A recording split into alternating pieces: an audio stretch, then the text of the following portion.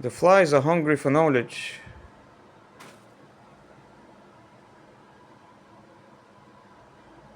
Ah, that's cool.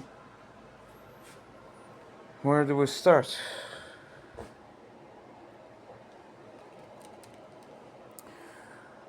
That's a lute. It's a musical instrument, yes. That gave way to the guitar, eventually. Just saying.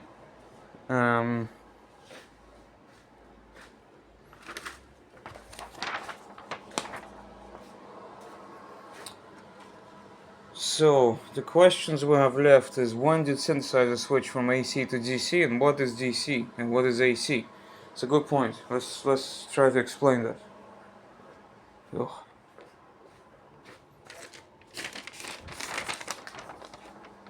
Also, that's a cassette. Yeah. It's a Philips cassette. I've outlined it, yes. And what I'm dying to know,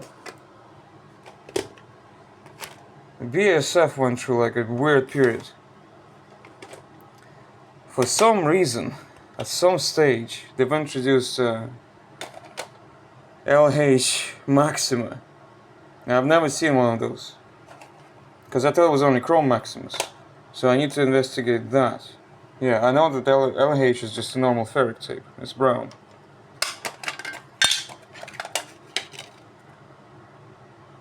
Yeah, that's brown, right? Yeah. Chrome Maxima, yes, it's a chrome tape. So it's like black. Yeah.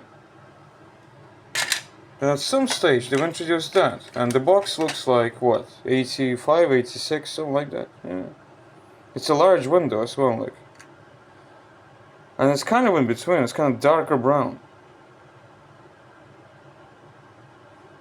So it's not strictly a ferric. No, it's not strictly a ferric. So that's kind of cool to think about. Yeah, it's just, what is that tape? Anyway, how does AC work?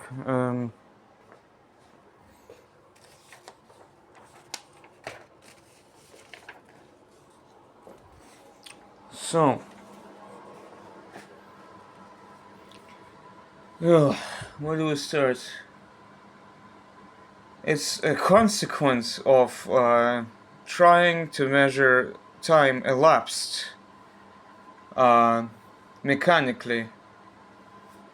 So if you have a clock, yeah, like a watch or something, yeah, it has a stopwatch, right? Yeah.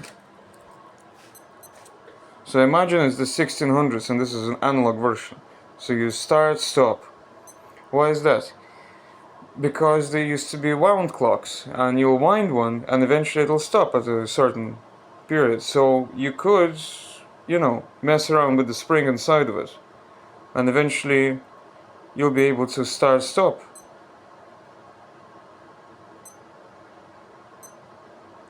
And if you can do that, you can clock things, right? In real life. Yeah. Such as the flow of a river. So I'm trying to explain all sorts of things here, but anyway, imagine the river flows, yes, and you put a mill wheel there, right? Like a windmill or whatever. So I hope the mill still has its water wheel. So it's a water wheel and it spins when the river goes through it, right? Yeah. And that goes inside the mill and then down. And then that, creates the flour, really. Yeah, the grain, from the grain. So you put the grain there, so you don't have to do it yourself, like. So that's an important point. Then you can vary that river by putting a gate there. So you can drain it, right? So you can go one way, but it can't go the other way. And it's a fixed height gate. And it stops the flow, right? Completely. So the water only goes that way, then you stop it. Yeah. Well, that's all well and fine, but what if you could vary the height of that gate? And that's the resistor gate. And you can time that also, yes. With flagpoles and all sorts of things and a clock and stopwatch, yeah. So it's a timed or clocked height. Yeah, and it's a variable gate, can vary the river, control the water flows, cycle duration, frequency of the cycles, power output, etc., etc. But you need 2 players for that. Yeah, because 1 player needs to be at the mill, right? And that player is an observer of half cycle, a timer of it, a signal person, so they send a signal, usually a green flag or something like that, after the half cycle is reached, because you're trying to only measure the half cycle. Why? Because the way AC works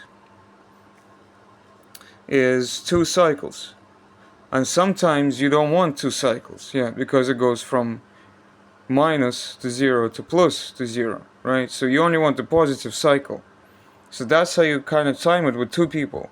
And then eventually, like, one stops it, it flows for a bit, yeah, for a half cycle. That person signals and you open. But the problem with that is that you can never be like 100% accurate with that, right? So there is always a variance. And that's why the AC always shifts in and out, right? So, what did I say there? It is unidirectional when it's completely stopped, but it's kind of like bidirectional a bit, yeah, when it's not. And it's alternating current. So there's a backflow and there's error margin and it's not exact, yeah.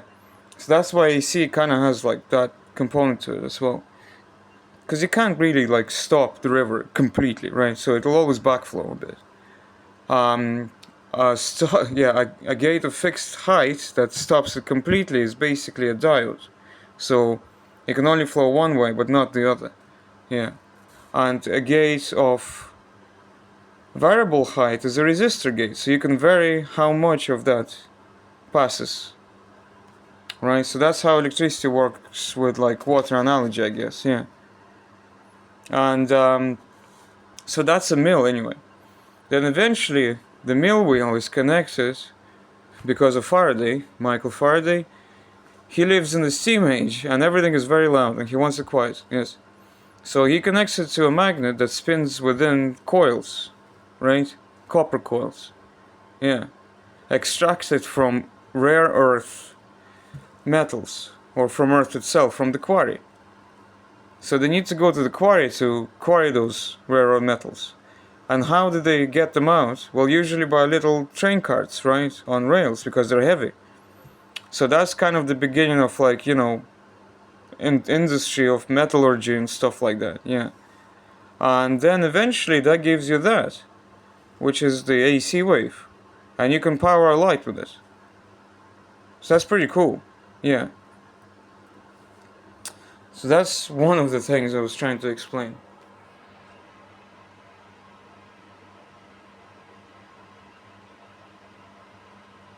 And it's automation at work, because you don't want to be grinding the grain yourself into a flour, like, yeah. You want to, yeah, automate it with a water wheel, yeah. So I hope the mill still has this water wheel.